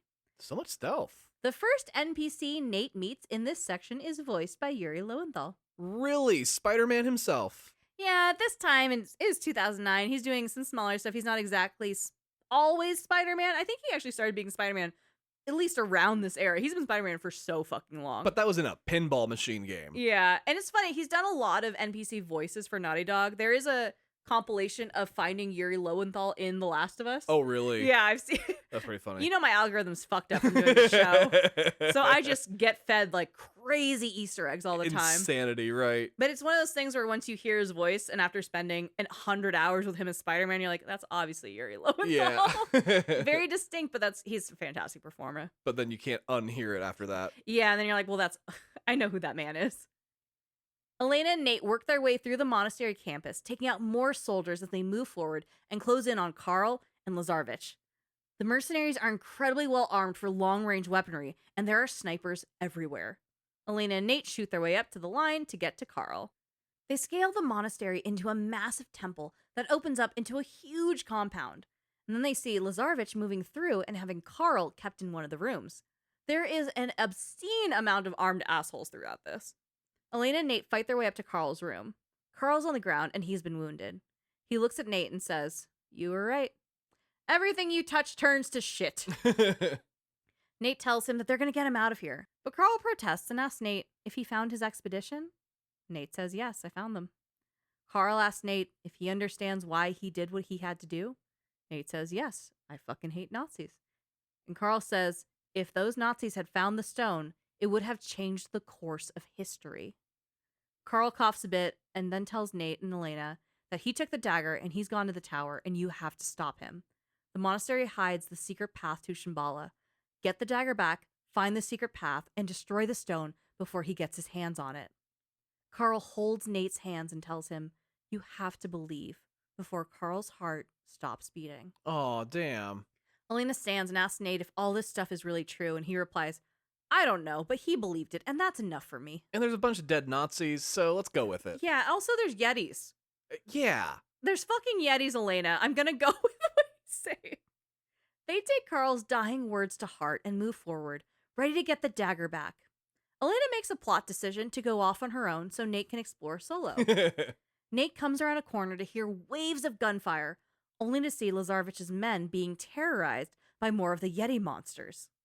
Nate lays down fire on the mercs and monsters and makes his way through. I love when a game introduces something as a boss fight, but then later you just start seeing them as regular, like, bad guys. Oh, it's condescending sometimes. Yeah. You're like, I thought I was going to lose my mind doing this, and now this is regular? Fuck me. There's more and more of the Yetis jumping through all the ceilings as he goes in deeper. Eventually, Elena radios Nate to warn him about Yetis existing. Nate realizes in this moment he never actually told Elena about the Yetis and that they exist. And right. She's fucking mad. She's a journalist. She really wants to capture this shit. And she asks, hey, did you plan on telling me that Yetis are real, motherfucker? And Nate is just like, hey, sorry, why don't you lay low and just stay out of their way and it'll be fine. I have to go shoot. Bye. I was gonna bring it up in the recap. Yeah. I'm sorry. I was gonna bring you out to dinner and tell you about it. I didn't feel like just blurting out, oh, Yetis exist and you should be warned. You know, fucking Nate. Nate overhears soldiers screaming that those things tore another of their men apart. Oh. While scaling through some ceiling beams, Nate comes up on top of a room with Lazarevich, and Flynn is begging for more time, defending his incompetence from a war criminal. Lazarevich says he's given Flynn enough time. He got him the dagger. Now where's the gate to Shambhala? Lazarevich grabs Flynn by the chest and holds the dagger to him, and he says, I have not come this far to be thwarted by your incompetence. He stabs the dagger deep into the wall Flynn is pressed up against and says, Drake is one step behind you. I clearly hired the wrong man for the job. Lazarevich storms out and Flynn pulls the dagger out of the wall. Chloe calls Lazarevich an asshole to ease Flynn. But Flynn's all pissy and he says he's going to try and smooth things over with Lazarevich and hands Chloe the dagger. He tells her to stay here and try and figure this shit out. Flynn's a fucking idiot. Totally. He just gave the enemy the fucking thing they need. He doesn't know that's the enemy. I know, but that's how dumb he is. Yeah. It's been pretty obvious. She's the one that keeps catching Nathan Drake. Yeah, no, they've never put that together. They're just like, damn, Chloe's a good hunter. Once Flynn leaves and Chloe is alone, Nate drops down from the ceiling and tells Chloe that the dagger belongs to him, which is cool as fuck. Fully. It actually, this scene plays really well. I'm like, damn, Nate was cool as shit for that. Chloe turns to him and tells him to go, that the men will be back any minute. Nate demands the dagger. Chloe agrees on one condition, that Nate take down that son of a bitch Lazarevich. Chloe fucks off, Lord knows where she's going, and Nate looks around the room they're in. This is a temple, but there are symbols that form a puzzle here. Nate moves things around to fit the puzzle until an opening appears in the room that's the exact size and shape of the dagger. Nate uses the dagger to unlock a secret door. The secret door leads to a vantage point that looks out to an area with interesting symbols on the ground. Nate radios into Elena that he found the secret entrance to Shambhala. There it is. Nate goes to the area shown from the vantage point, and as he does, more of the Yeti monsters scream out. Elena's made it there very quickly and completely fine. And yeah, that's great. We're not in a position to ask questions, so we just roll with it. There's a bunch of Lazarevich's men destroying statues in the area to find the secret entrance, not realizing they're standing on top of it. Nate murders all the men who are defiling the ancient pathway. As he likes to do. Once they're cleared, he and Elena step out and go to the symbol on the ground. Nate places the dagger in the symbol, and the symbol raises with its arms out like a gear. Nate and Elena push the arms so the gear spins, and it releases a waterfall. The waterfall rolls down and opens up a pathway under a tree a ways away down in the monastery. Elena and Nate run down to the secret door and watch as the Yeti monsters eat more of Lazarevich's men. It's satisfying every time. They head into the secret door, which leads to a massive underground space and a puzzle room. Elena complains that she doesn't want to climb any more fucking walls, while Nate solves the environmental puzzle. Nate's like, I already had that complaint earlier. Yeah, she's like, I'm catching up. You just told me Yetis exist, motherfucker. Let me have this. Unfortunately, just as they solve the puzzle, Lazarevich has found them. A bunch of mercs descend on Nate and Elena, and Nate immediately takes one hostage. Lazarevich himself comes down and says, I should have killed you when I had the chance. Lazarevich commands Nate to open the passage to Shambhala, and Nate tells him to go to hell. Lazarevich shoots Nate's hostage and says, Compassion is the enemy. Mercy defeats us. Yeah, your first mistake was thinking this guy gave a shit about his fucking men. Oh, fully. Elena and Nate drop their guns, and Lazarevich brings in Chloe, being held at gunpoint by Flynn. Damn. Lazarevich says he will use one of the women as a lesson and the other incentive to cooperate. He demands Nate pick either Elena or Chloe to live or die. Nate tells him, enough with the theatrics, I'll do what you want. Nate approaches the center of the room where there's a fishbowl with resin. He lights it, and the blue flames light up the walls around them. Nate follows the path of lights on the wall to a hole. He sticks the dagger in the hole, and a wall opens up, leading into a massive stairway into the deeper tunnel. Lazarevich is confused and demands that Flynn figure it out and take Nate with him. Flynn and Nate head down, once again paired up in a quest for Shambhala. The temple itself here is massive, but it seems a bit destroyed, and it's probably just, it's old. Yeah. There's a lot of parkour involved in them getting across. Flynn tries to be a little friendly, but Nate is not having it from this bacon-wrapped, backstabbing son of a bitch. They come up on a puzzle room where Flynn makes Drake solve the puzzle at gunpoint, the most natural way to solve a puzzle. And as Nate figures out the puzzle, a direct path through the temple appears, allowing Lazarevich and his team to navigate into Shambhala safely. Unfortunately, as this happens, it also attracts a few Yeti monsters. Nate tells Flynn to give him a gun, and Flynn says, no way. He does eventually give Nate a gun when he realizes, oh no, the Yeti monsters are angry. The fucking Yetis. The Yeti monsters get the drop on Flynn and Nate, and one gets Nate down on the ground, gnashing its teeth at them. Nate is actually saved when Lazarevich and his men catch up and shoot at the Yeti monsters. Nate stands to catch his breath as Lazarevich goes to the Yeti monster. He inspects their head, the massive bone with horns, and lifts it. What? The face was a mask. Underneath the mask is a man with bluish-purple skin. What? Lazarevich explains that the Yeti monsters are scarecrows. These are guardians to frighten trespassers. The fuck? So now there's not supernatural? I mean, they could still basically fly, Tom. But, they're just dudes in this thing? They were just dudes the whole time. You killed just some fucking guys in costumes. But they were souped the fuck up. Okay, but still, you, chopped off the arm. It's just a guy, lost his arm. Just going, God damn it. The healthcare in Shambhala sucks, my guy. Yeah. Oh, my God. Nate demands that Lazarevich let both ladies go. But Lazarevich tells Nate he's still not in a position to bargain. Flynn pulls his gun on Nate and says, looks like it's the end of the road, mate. Lazarevich tells him to put his gun down because he wants Nate to see Shambhala, and then die knowing it was taken away from him. As a group, everyone enters a door that has revealed itself to a mountainside jungle with vast buildings. And again, 20 feet away, snowing. Right in here, full jungle. The reveal felt like Wakanda appearing for the first time. Just fully fledged, built out city in the middle of what seems like a vast nothingness. It is absolutely gorgeous. That's so cool. At the feet of Shambhala, Lazarevich turns and says, now, you have been a thorn in my side for too long. He pulls a gun on Chloe, Nate, and Elena and demands that they all get on their knees. Flynn steps in and says, hey, we had a deal. Lazarevich says he does not suffer traitors. Flynn says, well, I guess you know how to find the stone and you don't need me anymore. He's so fucking annoying. Oh my gosh, since minute one he has been. Truly. Lazarevich puts his gun on Chloe, then motions for her to break formation, and she stands by Flynn. Flynn puts his arms around her and says, thanks. Besties. It's so creepy, though. I'm like, don't touch her. She's mine. Lazarevich yells out, ready to execute Nate and Elena. Nate fights back, stealing a gun off one of the mercs, but the shuffle is cut short when an arrow pierces the merc's torso, and he quickly collapses. Oh. A handful of massive warriors scream out. They're all the Yeti monsters, but without their skins. Massive bluish-purple men who are basically souped up from something mysterious. Okay, so they're not just regular dudes. I told you, they're all souped up. Okay. Their jump is essentially flying, and they are powerful. They are the true guardians of Shambhala. Lazarevich commands his men shoot at the warriors, who put arrows in many of the mercs' faces. Chloe elbows Flynn in the face and takes his gun.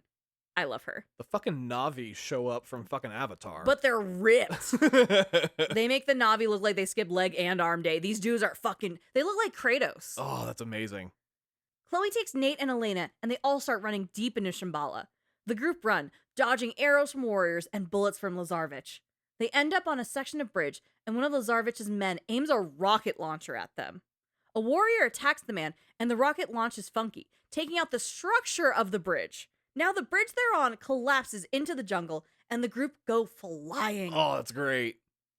There are some loose guns and equipment and corpses, so Chloe makes note that they're clearly not the first ones who made it here. Nate says the bodies here look like they've been here 60 or 70 years. Chloe goes body to body looting and gives Elena a gun. And to translate this for the girlies, this is the battleground to bathroom equivalent of sharing a hair tie with a drunk girl. Oh, okay. This bitch is looking out for her. Chloe says, all right, Lazarevich has probably entered the city, so now we can double back and get the fuck out of here.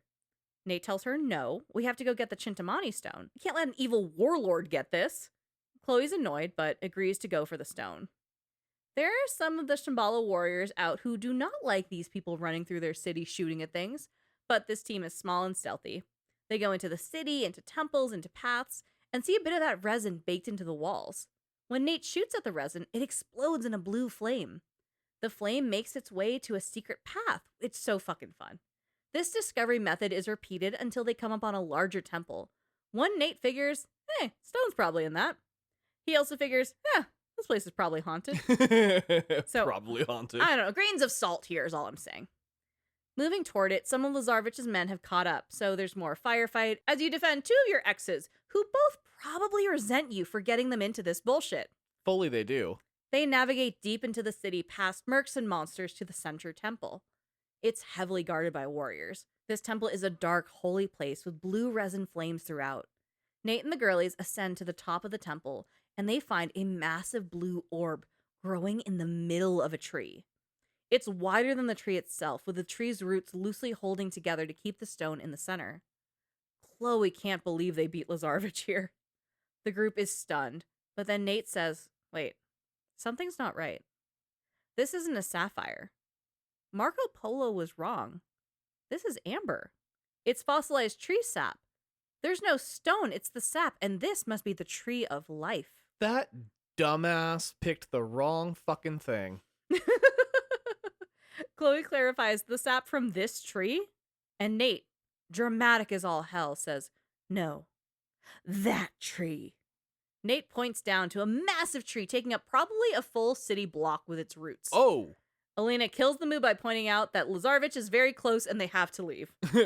Nate says he's heading to that tree. Nate has a flash of context and realizes, wait, all those men that were found dead with the black teeth, they must have eaten the resin and it changed them. That's why these guys, the warriors, have all this power. Oh, this is the super soldier serum. A voice rings out behind Nate's epiphany saying, bravo, Sherlock. The group draw their guns and turn to see a wounded Flynn. He is bloodied to a pulp and struggles to speak. He tells them they just missed Lazarevich.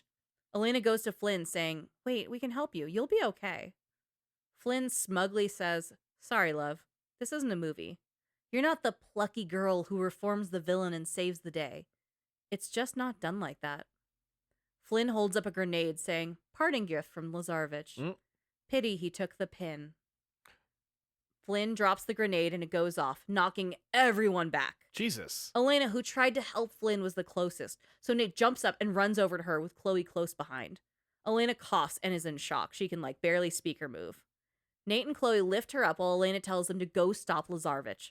They blow her off and carry her with them. God, thank God her plot armor is so thick. That should have killed her. She's in a button-up and jeans. There's no world where a grenade doesn't immediately blow her up from and she's probably 4 or 5 feet away from Flynn when this happens. He's holding it and he's half dead anyway, so he's gone. I'm sure there's arms and legs just thrown about, but they wouldn't put that in this game. That's a little too dark.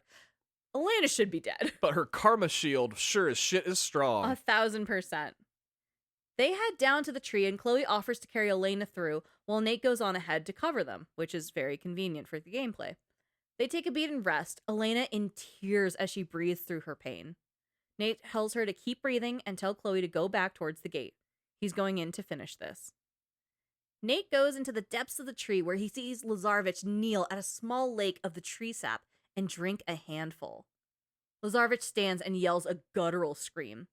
His men very cautiously watch with their guns drawn. He inspects his arms, feeling his muscles pulse, and across his face, his skin resets and his scars are gone. Oh. The Tree of Life is well named. Oh, wow, it works. Through his body changing, Lazarevich channels iconic rapper Kendrick Lamar and yells out, "Drake! I hear you like these guns." Nate jumps out from cover and starts shooting at him. Lazarevich's men begin shooting, returning fire, but Lazarevich stops him. He tells his men, "He's mine." Nate says, "Sorry, pal, you're not my type."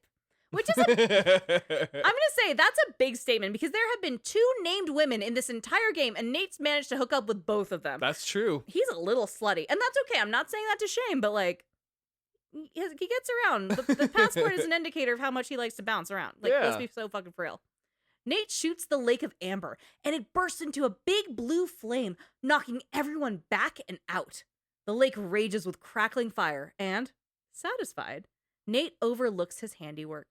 From across the lake, he sees Lazarevich stand. Nate says, "Oh no, you've got to be kidding me." Lazarevich stands, the sap of the Tree of Life pulsing through his veins.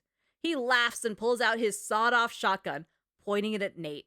Nate says, "Oh shit." And the big bad boss battle begins. Lazarevich chases Nate through the tree battle arena. He's fast and furious, Tokyo drifting through the map to kill Nathan Drake. Nate shoots back, yelling, "Come on, you big ugly bitch!" Which... Big ugly bitch. Oh, I like that. I'm sorry. Like, he said it and I laughed playing it. It was like, that's not something you usually say, but it feels good for him to say it. Nate shoots the resin near Lazarevich while he runs around to make it explode and harm him, and shoots the man down as much as he can. And I'm going to say this one took fucking forever. And it was, I'll be real, it was really humbling to watch other people just walk through this. Like, get it in one sitting. I was like, damn, I think I put this down. I had to have a snack and come back because I fucked this up so bad. You probably got there at the end of a long gaming session. You don't got just because I play a lot of games doesn't mean I'm good at games. Right, like, exactly. That's the thing. I do these for the story. I'm not a marksman. I have astigmatism. The lights confuse me sometimes. I get distracted easy. I'm always eating. Like, let's be so fucking real. I am snacking, so half the time I'm like, We've had to replace so many controllers because they're so greasy. 2 in the last year. I'm not good at this. I'm not ranked in anything. No. I'm here for a good time. Eventually, Lazarevich begins to feel the weight of his injuries. He goes to the edge of the sap lake that is actively on fire. He falls to his knees as Nate goes to him. Lazarevich tells him, "You think I'm a monster, but you're no different from me. How many men have you killed? How many just today?" Damn right. No compassion, no mercy. Just do it. Which is so fucking hard. Nate holds his gun up to Lazarevich's head. And then he drops his gun and says, "No." Lazarevich laughs and says, "You don't have the will." Nate backs up saying, "Maybe not, but they do." Uh-oh. Dozens of Shambhala warriors drop all around Lazarevich, defending their ancestral land and treasures from this fucking warlord. They begin to tear him apart limb from limb while Nate just walks away. Get him, Yetis. I mean, I know they're not really Yetis, but still. They're Team Yeti at the very least. They're definitely not Team Stanley. Nate climbs out of the tree and runs across a bridge that is actively falling apart to get back to Elena and Chloe. The whole city seems to collapse in on itself, and Chloe and Nate help the wounded Elena up and out of the temple. Chloe asks what he did down there, and Nate says, "Oh, save the world." They get out and emerge back in the snowy part of the entrance to the city. It's quiet, because Nate killed everyone else on the mountain. He really did. He sets Elena down, and she is completely unresponsive. Nate begs her to hold on, stay with us, and you'll be just fine. He starts to cry, and Chloe silently holds Elena's hand.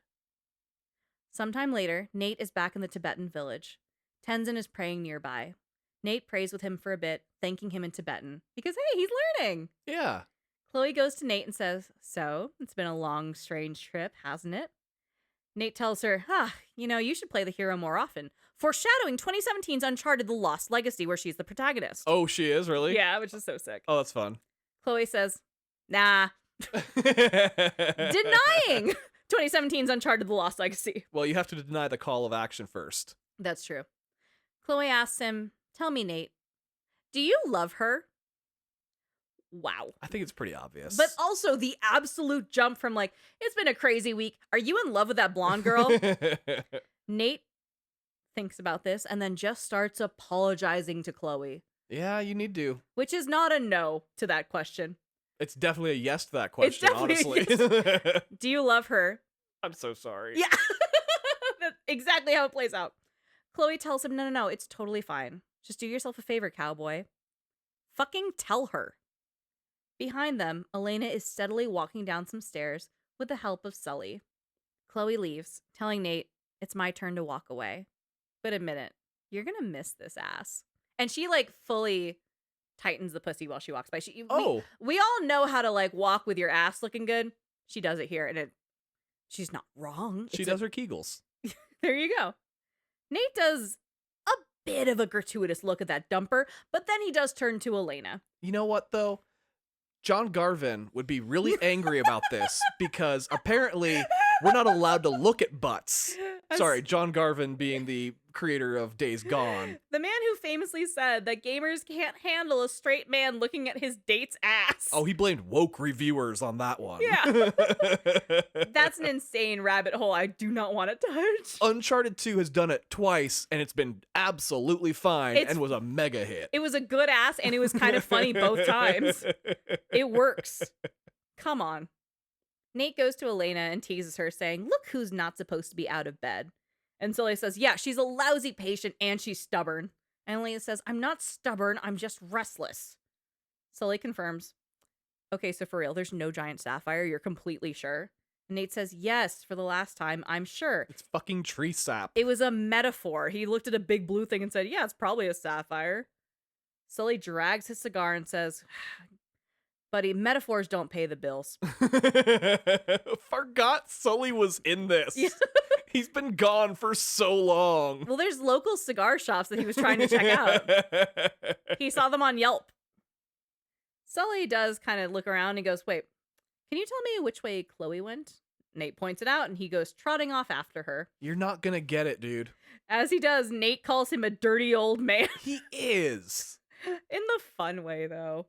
Elena takes Nate's arm and they walk around a bit in the sun. Elena tells him he did good back there. They look out at the beautiful mountains and Elena asks, so, where do we go from here? He turns to her and says, I don't know. Kisses her and then says, I haven't thought that far ahead. Which is not the romantic gesture you think it is, Nate. I don't plan shit. She asks him, okay, so on a scale of 1 to 10, how scared were you that I was going to die? And Nate does not think and just says 4. What? She argues, saying, you were at least an 8. You were crying. I have your tears in a jar. I have proof. What would be a 10? And Nate, without thinking, says, clowns. I hate clowns. Clowns? Elena asks, clowns over my death? You're being a clown with that fucking answer, Nathan Drake. They argue over how bad Elena's death would be and how much it scared him. And the credits roll. And that is Uncharted 2 Among Thieves. Wow. I love Chloe so much. Chloe's pretty cool. I'm not gonna lie. She's a bad bitch. She knows what she wants. She gets it. And she is not insecure at all at any point. She knows who the fuck she is. She's like, oh, you used to hit that? I'm gonna give her a gun. She's with us now. She knows who the fuck she is, but the audience never knows who the fuck she is. She was on a teeter-totter in terms of who her allegiance was towards. I want to give her something to teeter-totter. Oh my god. She's so hot. I want her to punch me in the face. She is the original Panem Palmer, isn't she? No. She's useful. And she actually gets it in and no fucking VR headset required. Oh, damn. Yeah. Shots fired. Well, anyway, Goombas, that was season 10 of The Other Castle. Woo. So thank you so much for listening. If that was your first time listening, please check out our website, theothercastlepodcast.com. That's theothercastlepodcast.com. Also, please remember to like and subscribe, and if you can, leave a review. I read them. Please do. Also, you can check out our Instagram, our Discord, as well as our Patreon. Everything's linked wherever you're listening to this, I promise. Also, our patrons are getting a recap episode of all of the games we played this season, and we're going to give you some inside scoop on how we do it. There's also going to be a bunch of DLC episodes there, some histories of games there. It's fun shit. So if you want to keep on listening, it's just $2 a month with a 7-day free trial. And thanks to those subscriptions, we keep the show completely ad-free. For now. So we want to give a big thank you to Joseph, Chris, Justin, Snowcone, Anthony, Joey, Jamie, Hannah, Casey, Oliver, Natalie, Nerese, Rochelle, Sailor Gaming, Charlie, Ethan, Matt, Whiskey Pro, Brenna, Mabel, Zane, Chucky Right On, Patrick, So Thana Toasted, Mike, Anthony, Conrado, Nolan, Unga Bunga, Sneaky Walrus, Owen, Luigi, X of Triforce, Anderson, Steve, Adam, Janik, Nick, Jake, Renee, Katrina, Rain, Cafford, Roman, Big Winter Hat, Joshua, Anne Marie, Little Brimstone, Landon, Honorvon, Anna Versad, Alex, Jitsu, Mozart, Tamia, Hippity Hoppity Cthulhu on your property, Ian, Danny Boy, Zira, There Once Was Us, Big Cat PDX, Chase, Alfredo, Mikolaj, Taramic, Amber, Berserk Panda, QM1993, Damien, AJ Pointing to the Bridges, Trenton, Omar, Aaron, Molly, Krisha, Molly Mock, Jackie, Jacob, Ellen, Steamed Hams from Albany. Thank you so much. I love you. And thank you all so much for a fantastic season 10. We are looking forward to coming back next season. And in the meantime, this is Tom and Andrea reminding you. Do you think Sully actually brought a sex worker to church, or was that a date? What was happening there? And don't skip the cutscenes. Because they might contain the answer. Bye!